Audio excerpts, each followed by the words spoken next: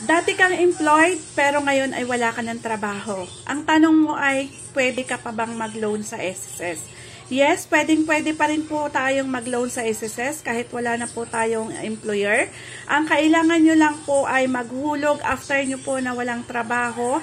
Maghulog po kayo sa SSS at yun ay matatransfer na po. Ang ilagay nyo lang po ay voluntary. Para matransfer po as voluntary na po ang inyong account sa SSS. So, kailangan nyo po na at least may hulog kayo ng 6 months from the date na kayo ay voluntary na para makapag-apply po kayo ng salary loan or ng voluntary loan para sa inyong SSS.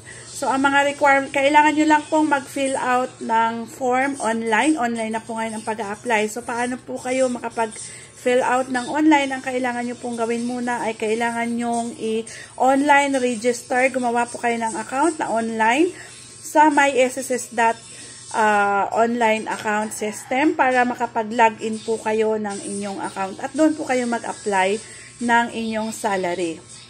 So, kung kailangan nyo po ng mga video tutorial tungkol po dyan kung paano makapag-online ng SSS, bisitahin nyo po ang ating YouTube channel, FMTV Vlog. Nandyan po lahat ang ating mga video regarding po sa SSS. Thank you for watching!